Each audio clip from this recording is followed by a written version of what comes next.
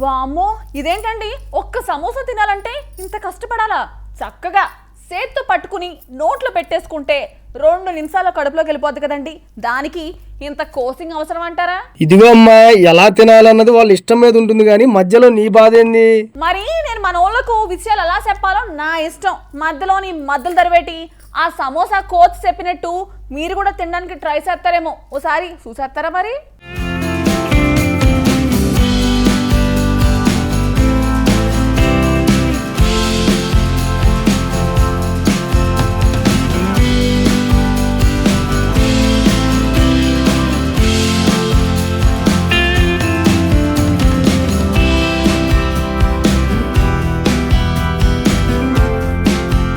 సాయంత్రం పూట స్నాక్లా తినే వాటిలో సమోసా ఒకటి.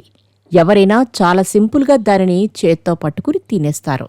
సమోసా అంటే చాలామందికి ఇష్టం కూడా.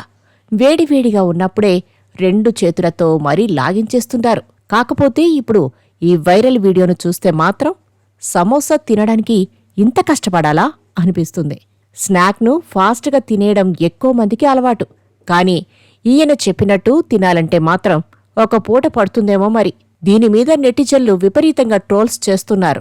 కాని ఈయన చెప్పినట్టు తినాలంటే మాత్రం ఒక పూట పడుతుందేమో మరి. దీనిమీద నెటిజన్లు విపరీతంగా ట్రోల్స్ చేస్తున్నారు. సమోసా ఇలా తింటారని మాకు తెలీదంటూ కామెంట్లు చేశారు. సమోసాను కట్ చేసి ఫోర్క్, చెంచాతో తినడమేందో అని వ్యంగ్యాస్త్రాలు వదులుతున్నారు. ఎందుకంటే ఎక్కువ మందికి తమ చేతులతో సమోసాను పట్టుకుని తింటూ చట్నీలో అద్దుకోవడం అలవాటు.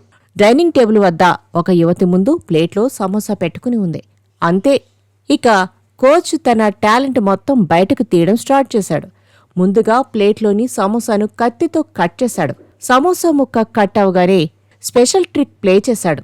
కట్ చేసిన ముక్కను మధ్యలో నుండి పట్టుకునే బదులు అతను దానిని ఫోర్క్, చెంచాకు కొద్దిగా వెనక్కి హుక్ చేసి నోట్లోకి ఎలా తీసుకుని తినాలో చూపించాడు.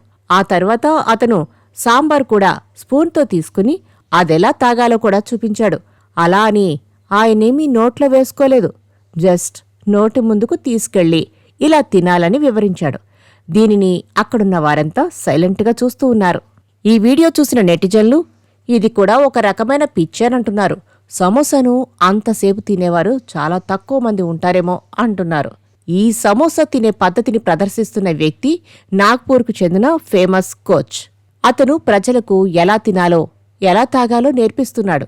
ఇన్స్టాగ్రామ్లో పోస్ట్ అయిన ఈ వీడియో ఇంటర్నెట్లో వైరల్ అవుతుంది. ఇప్పటి వరకు 9 లక్షల మంది దీనిని చూశారు.